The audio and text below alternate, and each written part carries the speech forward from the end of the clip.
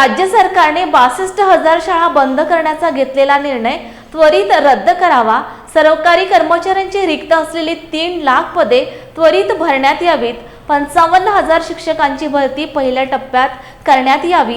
सरकारी क्षेत्राचे खाजगीकरण व कंत्राटीकरण त्वरित थांबवण्यात यावे व इतर मागण्यांसाठी खाजगीकरण कंत्राटीकरण विरोधात कृती समिती नांदेडच्या वतीने आज महात्मा फुले व सावित्रीबाई फुले यांच्या पुतळ्यापासून ते जिल्हाधिकारी कार्यालयापर्यंत महामोर्चा काढण्यात आला।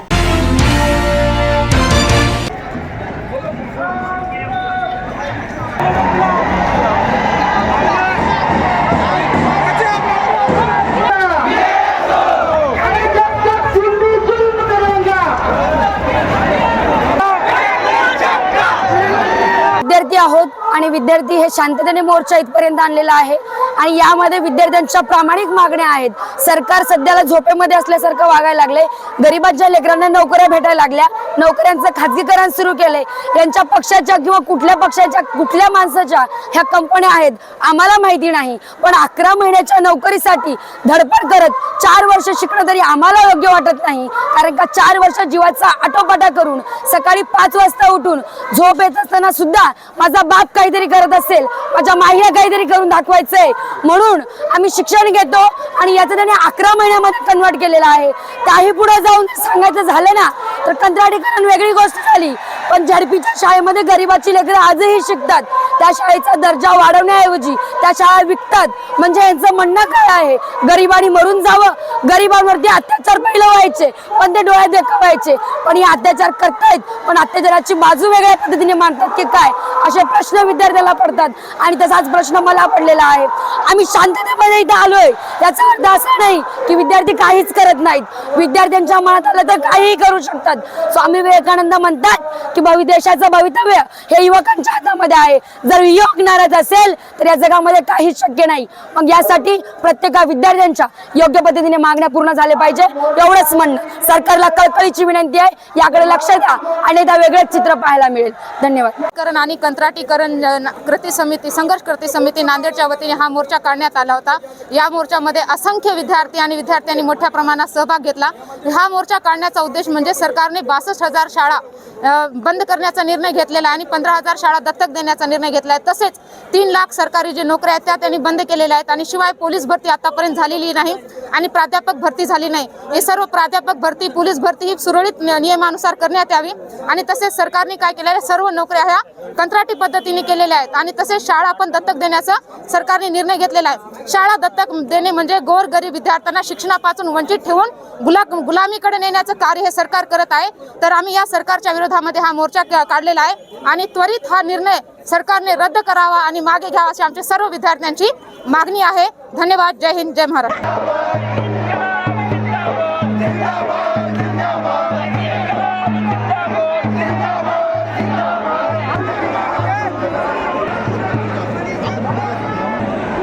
गव्हर्नमेंटला हेच सांगू इच्छितो, 6 सप्टेंबरला GR काढून 1 नाही 2 नाही तब्बल 138 पदांचं कंत्राटीकरण करून महाराष्ट्रातील विद्यार्थ्यांना हवालदिल करून त्यांचा रोजगार हिरावणारा गव्हर्नमेंटनी जो काळा GR आणलेला आहे तो GR तात्काळ रद्द व्हावा।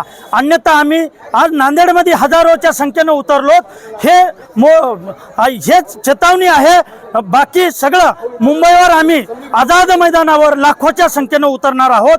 हेच सांगणार आहोत, शाळांचं कंत्राटीकरण करणं, शाळांचा समावेशन करणं, हे समावेशन करून वाड्यावरच्या वस्त्यावरच्या पाड्यावरच्या शाळा बंद पाडून तिथल्या गोरगरिबांच्या, शेतकऱ्यांच्या, मजुरांच्या या लेकरांना पाल्यांना शिक्षणापासून वंचित करणाऱ्या गव्हर्नमेंटला आम्ही मतदानातून आणि रस्त्यावर उतरून चहू बाजूनं घेरल्याशिवाय राहणार नाही, हीच आमची मागणी आहे। आणि पेपर फुटी, वारंवार पेपर फुटी होते आणि इथल्या विद्यार्थ्यांचा रोजगार हक्काचा, लायब्ररीत बसून कष्ट करणाऱ्या विद्यार्थ्यांच्या हातचं तोंडाचं पाणी पळविल्या जाते। मंत्रालयातून तुमच्या षडयंत्रानं पेपर फोडले जातात, ते हे तात्काळ थांबले पाहिजे आणि त्याच्यावर राजस्थान गव्हर्नमेंट सारखा कडक असा कायदा आणून बुलडोजर चढविले पाहिजे या अधिकाऱ्यांच्या, जबाबदार कर्मचाऱ्यांच्या घरावर। आणि मध्य प्रदेश गव्हर्नमेंट प्रमाणे आपण शुल्कावर नियंत्रण आणणारा कायदा आणून वर्षभराच्या परीक्षांचं शुल्क एकदाच घेऊन 500 ते 600 रुपयामध्ये मध्य प्रदेश घेऊ शकते, तर महाराष्ट्र गव्हर्नमेंट का घेऊ शकत नाही? आणि इतर राज्यामध्ये शिक्षक भरती केंद्रीय पद्धतीने पारदर्शक होते, तर इथल्या राज्यात का होऊ शकत नाही? यांनी म्हणतात शाळांचा दर्जा खालावलेला आहे म्हणून आम्ही खाजगीकरण करतोय, पण तसं नाही. दीपक केसरकर साहेब, तुम्हाला विनंती आहे, तुम्ही पहिल्यांदा शिक्षक भरा. तुम्ही शिक्षकच दिले नाहीत आणि शाळांचं तुम्ही दर्जा कसा मागताय? तुम्ही 80,000 पहिल्यांदा राज्यातले शिक्षक भरा. आम्ही तुम्हाला जिल्हा परिषदच्या शाळेचा दर्जा केंद्रीय किंवा इंटरनॅशनल स्कूलच्या लेवलला जर नेऊन दाखवलो तर आम्ही बी महाराष्ट्रातले शिक्षक नाही. महिना 2023चा हा सप्टेंबर महिना विद्यार्थी आणि स्पर्धा परीक्षेची तयारी करणाऱ्या विद्यार्थ्यांसाठीचा काळा महिना आहे. या महिन्यामध्ये सरकारने असे भयानक निर्णय घेतलेले आहेत. सरळ सेवेमधील जे सरकारी भरती आहे ती कंत्राटी भरतीने करण्याचा, विविध जे डिपार्टमेंट्स आहेत तिथली जी भरती आहे सरकारी कर्मचाऱ्यांची ती कंत्राटी पद्धतीने करण्याचा निर्णय या सरकारने घेतलेला आहे. तसंच 62,000 शाळा बंद करण्याचा, 15,000 शाळा या दत्तक तत्वाच्या वर देण्याचा या सरकारने निर्णय घेतलेला आहे. हे दोन्ही निर्णय महाराष्ट्राला लाजवणारे आहेत आणि या निर्णयाच्या विरोधात आज विद्यार्थी युवकांनी मोठ्या प्रमाणामध्ये महामोर्चाचं आयोजन केलं होतं आणि हा मोर्चा आज शांततेत झाला. पण सरकारने आपले निर्णय नाही बदलले तर मुंबईमध्ये लाखोच्या संख्येमध्ये हा मोर्चा आम्ही पोहोचू. खाजगीकरण कंत्राटीकरण विरोधी कृती समितीतर्फे जिल्हाधिकारी कार्यालयावर महामोर्चा काढण्यात आला. हा महामोर्चा काढण्याचा मुख्य हेतू होता की 6 सप्टेंबर 2023 रोजी महाराष्ट्र सरकारने जो काही GR काढला तो येथील विद्यार्थ्यांच्या आयुष्याची राख रांगोळी करणारा हा GR आहे. म्हणजेच एकंदरीत पदभरती ही 11 महिन्यासाठी कॉन्ट्रॅक्ट पद्धतीवर होणार आहे. याच्यामुळे विद्यार्थ्यांना याचं नुकसान होणार आहे. याच्या संदर्भात आम्ही आमच्या मागण्या घेऊन जिल्हाधिकारी कार्यालयावर आलेलो आहोत आणि जे की 15,000 शाळा बंद करणार आहेत आणि 62,000 दत्तक देणार आहेत. यामुळे या मराठी नावाचं, मराठी शाळाचा जपल्या पाहिजेतात. आम्ही एवढीच मागणी सरकारकडे करत आहोत. धन्यवाद. अखिल भारतीय स्वतंत्र अनुसूचित जाती संघातर्फे 7 ऑक्टोबरला नागलोक येथे पहिले राष्ट्रीय डेलिगेट कॉन्फरन्सचे आयोजन करण्यात आले आहे.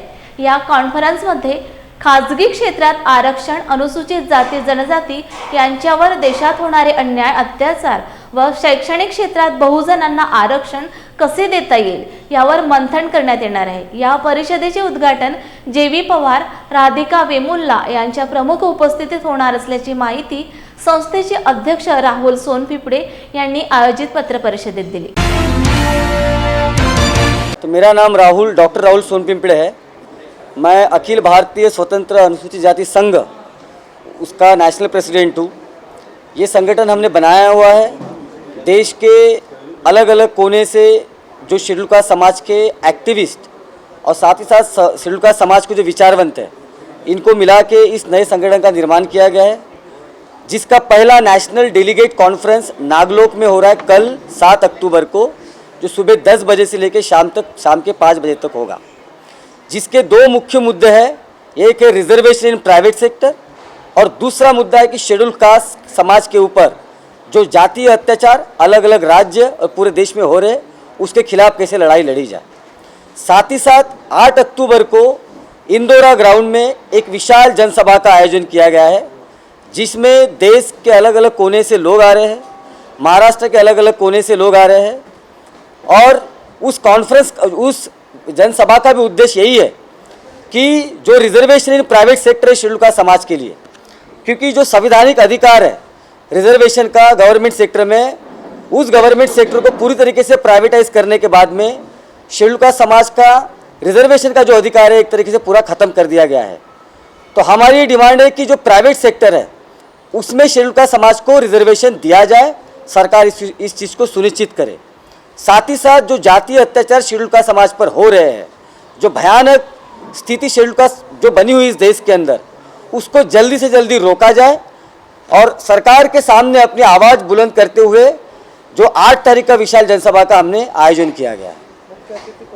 मुख्य अतिथि उसके JV पवार है, साथ ही साथ बेजवेड़ा विल्सन जो सफाई कर्मचारी आंदोलन के संस्थापक है दिल्ली से, और राधिका वेमुला, साथ ही साथ हमारे नागपुर के अम्बेडकराइट जो लीडर है छायाताई खोबरागड़े वो रहेंगे.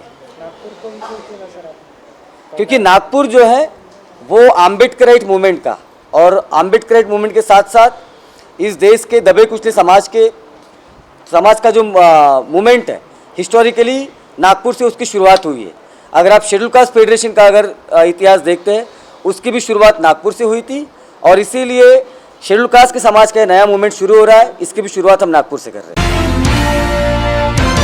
परभणी शहरातील सुपर मार्केट ते जिल्हाधिकारी कार्यालयापर्यंत वंचित बहुजन आघाडीच्या वतीने डॉक्टर बाबासाहेब आंबेडकर स्वाधार योजनेच्या अंमलबजावणीसाठी आणि समाज कल्याण कार्यालयाच्या निषेधार्थ मोर्चा काढून परभणी जिल्हाधिकारी यांना निवेदन देण्यात आले।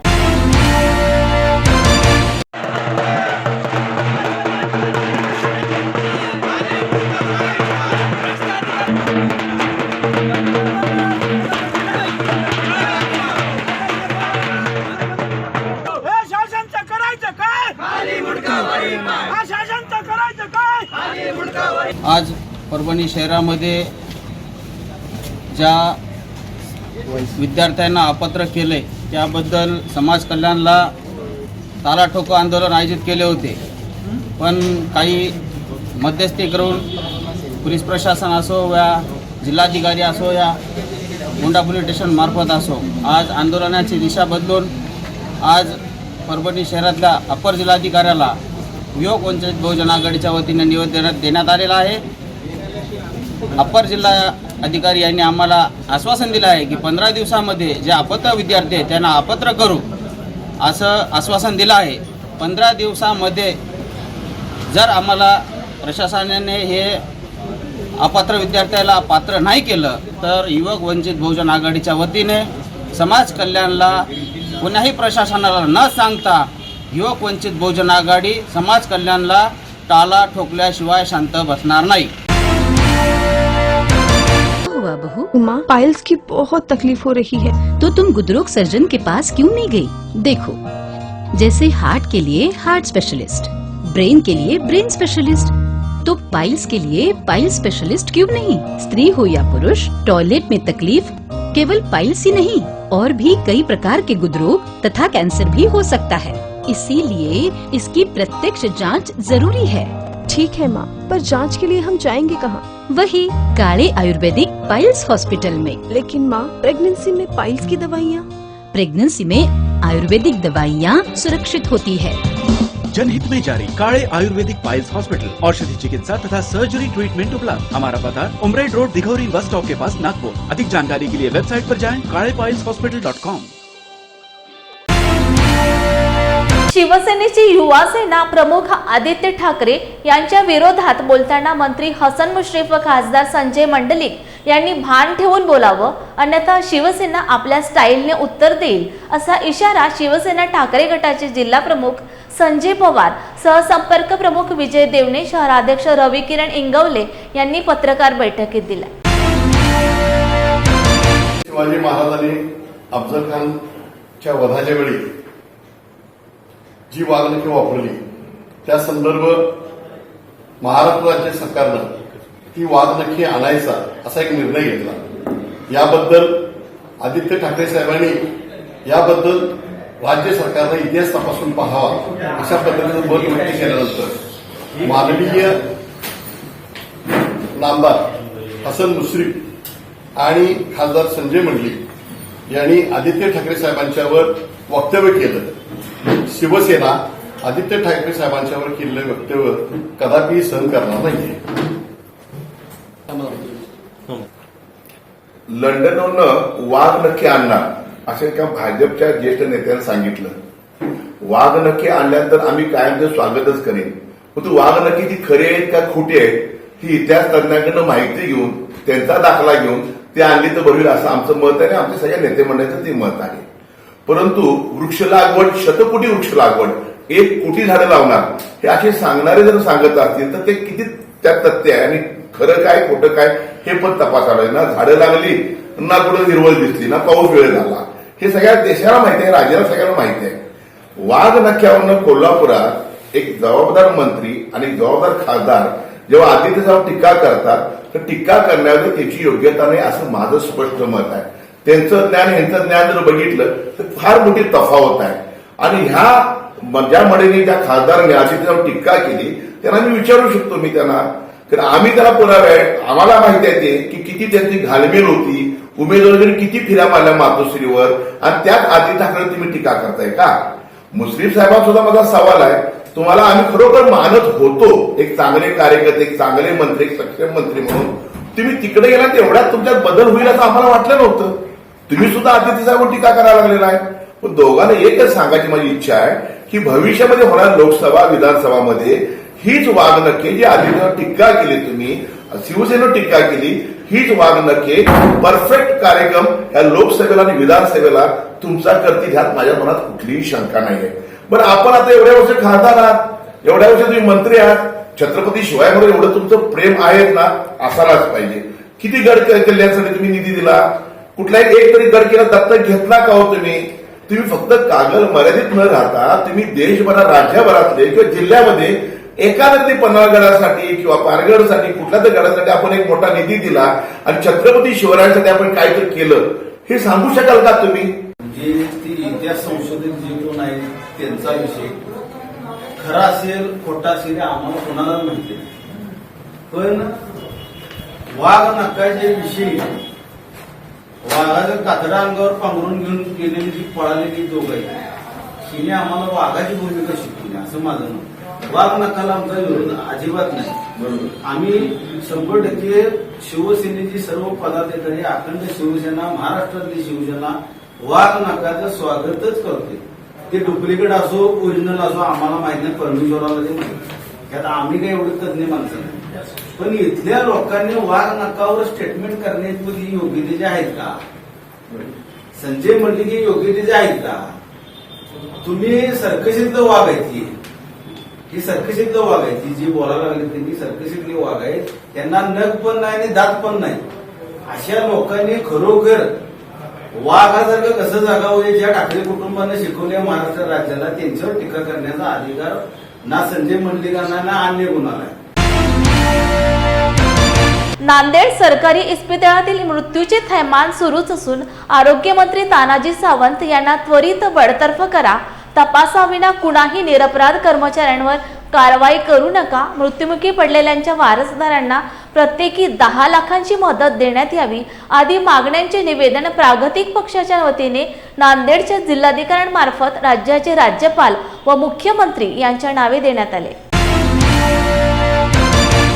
प्रागतिक पक्ष नांदेड जिल्हा यांच्या वतीने आज आम्ही जिल्हाधिकारी यांना निवेदन दिलं. निवेदनामध्ये प्रामुख्याने आमची ही मागणी डॉक्टर शंकरराव चव्हाण वैद्यकीय महाविद्यालयामध्ये जे मृत्यूचं थैमान 2 दिवसामध्ये आणि आत्तापर्यंत जवळपास 41 लोक त्या ठिकाणी मृत्युमुखी पडले, हे जरी सर्वांना ज्ञात असलं की वैद्यकीय महाविद्यालयामध्ये टर्शरी केअर असल्यामुळं तिथे मृत्यूचं प्रमाण जास्त असतं हे खरं आहे, पण हे झालेलं प्रमाण हे अति आहे आणि हे शासनाच्या दुर्लक्षामुळे झालेलं आहे अशी आमची मागणी आहे. जेव्हा केव्हा आम्ही वैद्यकीय महाविद्यालयात जातो त्या ठिकाणी असे अस्वच्छता, त्या ठिकाणी पेशंटना जेव्हा सांगण्यात येतं की औषधं बाहेरून घ्या, त्या ठिकाणी CT स्कॅन MRI स्कॅन सारख्या मशीन असूनही बाहेरून सांगितलं जातं की ह्या सर्व सोयी बाहेरून उपलब्ध करा. तिथे खरं म्हणजे प्रामुख्यानं गरीब लोक जातात आणि गरीब लोकांना जेव्हा या प्रकारे सांगितलं जातं आणि जेव्हा ते औषधं आणू शकत नाहीत, त्यामुळे ही लोकं आणि मुलं मृत्युमुखी पडतात असं आमचं मत आहे. त्या ठिकाणी जरी आम्हाला हे मान्य आहे की आपलं शासकीय रुग्णालय जे आहे हे 500 खाटाचं आहे, सरकारला याची जाणीव पाहिजे की नांदेड जिल्ह्यासारखं ठिकाण की ज्या ठिकाणी 1000 ते 1500पर्यंत पेशंट या ठिकाणी ॲडमिट असतात, त्याप्रमाणे अपुरा स्टाफ पूर्ण करायची जिम्मेदारी ही सरकारची आहे. खरं म्हणजे आता केंद्र शासनाने सर्व जिल्ह्यामध्ये वैद्यकीय महाविद्यालय काढायचा निर्णय घेतला. खरं म्हणजे या प्रकारची तशी गरज आहे, पण गरज असूनही या प्रकारे मनुष्यबळचा पुरवठा नसल्यामुळं आणि पुरेसं मनुष्यबळ महाराष्ट्रामध्ये आणि देशामध्ये नसल्यामुळं या वैद्यकीय महाविद्यालयाची अवस्था याच प्रकारे होणार आहे हे खरं आहे. मध्ये शासकीय रुग्णालयात जे मृत्यूचं थैमान आहे ते संबंध महाराष्ट्रामध्ये पसरलेलं आहे आणि या सगळ्या गोष्टीला महाराष्ट्र शासन जबाबदार आहे असं आमचं म्हणणं आहे. मुख्यमंत्री महोदय स्वतः जबाबदार आहेत आणि दोन्ही मंत्री आहेत हे जबाबदार आहेत. तर शासनाने ही जबाबदारी नैतिकदृष्ट्या घेतली पाहिजे आणि राजीनामे दिले पाहिजेत आणि या मंत्र्यांना बडतर्फसुद्धा केलं पाहिजे अशी आम्ही या ठिकाणी राज्यपाल महोदयाकडे या ठिकाणी मागणी केलेली आहे. आणि सार्वजनिक व्यवस्था जी आहे, आरोग्य व्यवस्था, ती सुदृढ केली पाहिजे. याचा खाजगीकरण करण्याचा डाव सरकारचा आहे. हा डाव रद्द करून, हा त्याचा जो नियोजन आहे ते रद्द करून जनतेची सेवा होण्याच्या दृष्टीनं सरकारी व्यवस्था ही मजबूत केली पाहिजे अशी आमची मागणी आहे. महाराष्ट्र प्रागतिक पक्ष नांदेड जिल्हा समन्वय समितीच्या वतीनं नांदेड जिल्ह्याच्या जिल्हाधिकारी कार्यालयाला आम्ही आज निवेदन दिलेलं आहे. आमची मागणी आहे, आत्ताच नांदेड जिल्ह्याच्या सरकारी हॉस्पिटलमध्ये दुर्दैवी जी घटना घडली, जवळपास 41 रुग्ण दगावलेले आहेत. ही घटना अत्यंत दुर्दैवी आहे, महाराष्ट्राला न शोभणारी आहे. कारण मराठवाड्यात नांदेड हे हॉस्पिटल हे मुख्य हॉस्पिटल म्हणून ओळखल्या जाणार आहे. जवळपासच्या मराठवाड्यातल्या सगळेच रुग्ण नांदेडच्या जिल्ह्याच्या रुग्णालयात येत असतात. जे प्रकरण झालेलं आहे हे कोणाच्या चुकीमुळे झालेलं आहे हे अद्यापही उघड यायला तयार नाहीये. आमचं म्हणणं आहे, आम्ही तिथे जाऊनही डीन साहेबांशी सविस्तर चर्चा केलेली आहे. त्या हॉस्पिटलमध्ये जाऊन बघितलं तर आपल्याला कळेल, हपकिन नावाची कंपनी जी असते ती कंपनी सरकारी दवाखान्याला औषधी पुरवते, परंतु गेल्या काही महिन्यात हपकिन नावाच्या कंपनीनं संस्थेनं औषधीचा पुरवठा केलेला नाहीये. याकडे सरकारचं पूर्ण दुर्लक्ष झालेलं आहे. दुसरी गोष्ट आहे, आपण बघू शकता की त्या दवाखान्याची मर्यादा आहे कॉटची 580 आणि तिथं जर आपण रुग्ण बघितलेले असेल जवळपास 1280 रुग्ण हे ऍडमिट आहेत. 580च्या कॉटवर 1200 जेव्हा ऍडमिट करतात तेव्हा नक्कीच नर्सिंग स्टाफ असेल किंवा डॉक्टर स्टाफ असेल हे कमी पडतात. त्यामुळे 610ची भरती असताना 250 नर्सिंग स्टाफवर ते हॉस्पिटल चालतं. हे दुर्दैवी आहे. नक्कीच ह्या रुग्णांकडे त्यांचा कानाडोळा होत आहे. हुआ बहू? माँ, पाइल्स की बहुत तकलीफ हो रही है। तो तुम गुदरोग सर्जन के पास क्यों नहीं गई?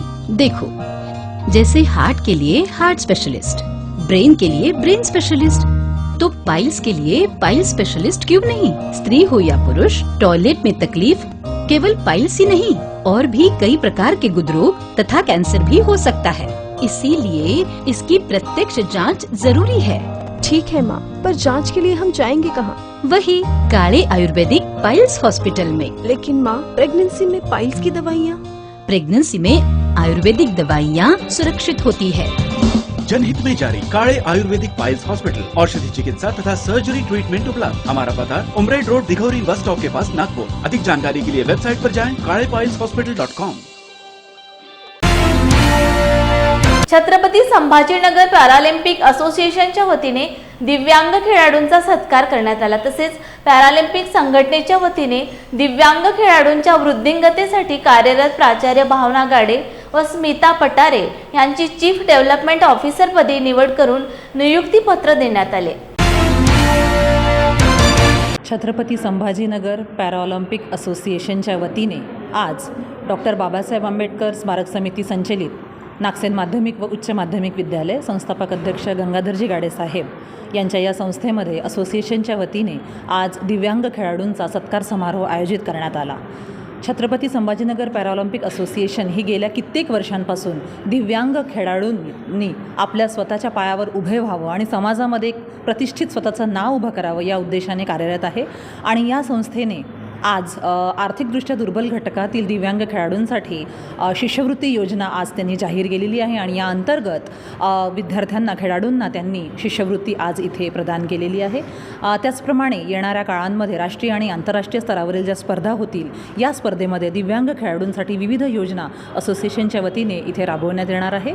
आणि आज या असोसिएशनमध्ये मला चीफ एक्झिक्युटिव्ह ऑफिसर म्हणून माझी नियुक्ती करण्यात आलेली आहे आणि नक्कीच मी स्वतः एक दिव्यांग मुलाची आई आहे, एक स्पेशल मदर आहे। त्याच्यामुळे मी समजू शकते की दिव्यांग खेळाडूंना घडवण्यामध्ये की फक्त आई वडील आणि कुटुंबाचं नाही तर समाजाचा सुद्धा खूप मोठा सहकार्य हे लागत असतं, पाठबळ हे लागत असतं। आणि म्हणूनच डॉक्टर बाबासाहेब आंबेडकर स्मारक समिती आणि संपूर्ण गंगाधर गाडे साहेबांचं कुटुंब आम्ही संपूर्ण हे पॅराऑलिम्पिक असोसिएशनच्या पाठीशी खंबीरपणे उभे आहोत आणि येणाऱ्या काळामध्ये दिव्यांग विद्यार्थ्यांसाठी जितकं जास्त कार्य करता आलं या उद्देशाने मी एक चीफ एक्झिक्युटिव्ह ऑफिसर म्हणून मी नक्कीच माझ्या या पदाला मी योगदान देण्याचं कार्य नक्कीच या असोसिएशनच्या मार्फत मी करणार आहे। आणि येणाऱ्या काळामध्ये शाळांमध्ये राज्यस्तरावर आता विद्यार्थी 7 आणि 8 तारखेला राज्यस्तरीय स्पर्धा मुंबई येथे होणार आहेत आणि त्यासाठी सर्व दिव्यांग खेळाडूंना माझ्या वतीने मी इथे शुभेच्छा देते आणि त्यांनी जास्तीत जास्त महाराष्ट्राचं प्रतिनिधित्व करून राष्ट्रीय स्तरावर गोल्ड मेडल्स मिळवावं अशी मी इथे सदिच्छा व्यक्त करते. धन्यवाद. डॉक्टर पवन डोंगरे, छत्रपती संभाजीनगर पॅरा ऑलिम्पिक असोसिएशनचा अध्यक्ष या नात्याने आज मला अत्यंत आनंद होतो आहे की आज नागसेन महाविद्यालयामध्ये पॅराऑलिम्पिक असोसिएशनच्या माध्यमातून आमचे संस्थापक अध्यक्ष त्र्यंबकभाऊ तुपे व सर्व टीम आमची या स्कूलमधून आज पॅराऑलिम्पिक असोसिएशनचा कार्यक्रम घेण्यात आला. या कार्यक्रमाचं वैशिष्ट्य म्हणजे यावेळेस आम्ही निर्णय असं घेतलेला आहे की आमचे जे सेक्रेटरी आहेत अभयजी देशमुख त्यांनी असं एक संकल्पना मांडली की जे दिव्यांग विद्यार्थी आहेत, फिजिकली चॅलेंज विद्यार्थी आहेत, त्यांच्यासाठी त्यांच्या स्पोर्ट्ससाठी स्पॉन्सरशिप याचा आपण काही उपक्रम करावं. आणि यावेळेस आम्ही आभार व्यक्त करतो RJ इंटरनॅशनल स्कूलचा. त्यांनी आमच्या 2 विद्यार्थ्यांना दत्तक घेतलं आणि त्या दोघांना रोख रक्कम त्यांनी दिली जेणेकरून ते स्पोर्ट्समध्ये पुढे जाण्यासाठी त्यांना मदत होणार आहे.